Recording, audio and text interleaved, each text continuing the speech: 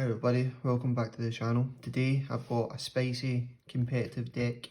It's one that I'm really looking forward to playing when Yu-Gi-Oh is back to a regular basis after the lockdown.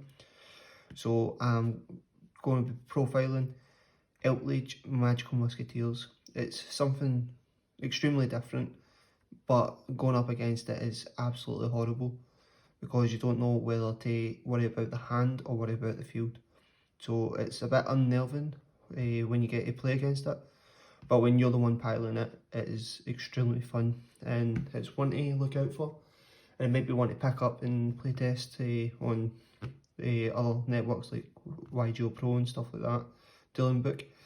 So I'll get into the profile and hopefully you enjoy it. So we play two very expensive Golden Pimp Boys. So if you don't know what this card does, basically you can send this card from the hand with a spell or trap and send one card on the field to the graveyard, and you can send one spell or trap card you control from the field to the grave to add him in hand, and then you get special summon a zombie. So 9 times out of 10 you summon him. So he is the main boss monster in the eldlich part of the deck. We only play him at 2 because he's highly searchable, and I don't think you really need to play more than 2. Then we play the Searcher, the Magical Musketeer part, free Casper. We want to max out on Casper, and we also do max out on Starfire. If you want me to know more about these cards, I have got a Magical Musketeer deck profile. It's a 3-time top 10 regional deck profile by my mate Anton, so feel free to go and give that a wee watch. So basically Casper adds any other Magical Musketeer card from the deck to the hand, and Starfire special summons out a level 4 or lower Magical Musketeer from the deck. And we play one Doc as well. We play Doc and not Kid Brave because we do play Extravagance, and Doc helps us recycle the Magical Musketeer cards from the graveyard, so it means it's just adding more resources and we can reoccur the deck a wee bit better. And the main decked monster hand trap of the deck is Ash Blossom because it's the best one to go against all rogue decks, and it basically hits every deck. Onto the spells, we play 3 Cursed Eldland. So Cursed Eldland is the rotor of the deck for the Golden Lords. You pay 800 and you're able to add a Eldlich or a Golden Land spell or trap from the deck to the hand, and if this card is sent to the graveyard, you can send one Eldlich monster or Golden Lord spell or trap from the deck to the graveyard. So it's a really good card. Then we play 3 Black Elixirs and 1 White Elixir of Destiny. So basically the Black Elixirs special summon out the Golden Lord from the deck, and Destiny is the one that special summons it from the graveyard, both from hand as well. And when they're in the graveyard, they have another effect. If you've not used the first effect, you can banish these cards, and then they let you set Golden Land cards directly from the deck to the field. For Magical Musketeers, we play 2 Cross Storms. Basically it's a monster effect negation, and it ups their attack to 0 as well, and it's a quick play. But with Magical Musketeers, all the spell and traps are quick plays from the hand anyway. Draw power, we play 3 Extravagance. I know it might conflict with having max in the extra deck, but really ideally you only use max if you're going second to reoccur more resources and stuff, and really we don't really need max because we can gain resources a wee bit slower with having the monsters on the field, but it really doesn't matter if we have max in the extra deck. It's just a win more card if we're honest. And we play 2 Foolish Burial Goods. So basically Foolish Burial Goods for any of the Eldlich cards, any of the Eldlich spell and trap cards, helps us search out another Eldlich card. So the Elixirs search out the golden land cards, and the golden land cards search out the elixirs. So it all balances out, and it's just basically search more, add more type cards, so it's extremely good. Traps. We play 3 Elixir of Sanguine. So this card is basically special summon a zombie monster from the deck or the graveyard, and you can, if it's not been used that turn, you can banish it and set a golden land card directly from the deck as well. We play 3 Conquistador. Conquistador is just basically a pop and a monster in the winner. So he is decent, and also he gives you a body on the field. People need to remember that it's a continuous spell card. A continuous trap, sorry. So when you flip it up and summon it, that zone is then locked off. Lots of people forget about that. I've noticed that recently. We play 1 Golden Land Forever. It's a searchable counter trap that has to tribute a zombie monster, so usually you tribute off Conquistador when you activate him first.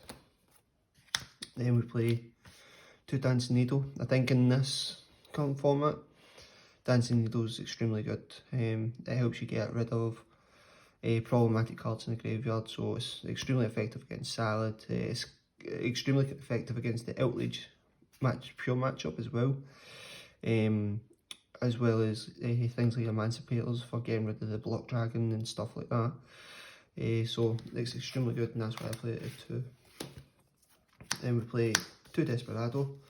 Desperado is just basically a pop from hand with the Magical Musketeers. 1 Last Stand. I feel that having the Golden Land Forever and Last Stand are extremely good. Having 1 of each, so that way you have 1 that you can bait out your opponent with on the field, and you have 1 in the hand that's able to protect and whatever. The only downside about Last Stand is it's only spell and trap negation, not monster effect negation. And then finally, 3 Infinite Impermanence. It's the best hand trap for me in terms of going against Emancipators and stuff, especially when they've got the Guardian on the field. So I keep on saying about the Guardian on the field, but it's extremely powerful to be able to turn off their Needle Fibre or whoever they decide to go into, because the Guardian card can be extremely annoying. Extra deck wise, we play probably the best monster in the extra deck is a Magical Musketeer Max, because he either gives us more bodies on the field or more interruptions in the hand. So definitely have to play 3 of.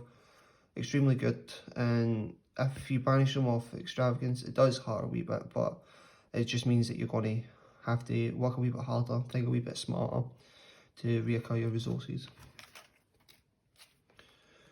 I play the 1 Trispania just for back row decks, and also it can help you win in time and stuff as well.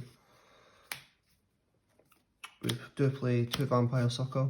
Basically, when you've got Sanguine on the field or your White Destiny, and you have 2 Conquistadors or Eldlich on the field, you can link the 2 of them into Vampire Sucker, then use Elixir, Sanguine or the White Destiny to summon back your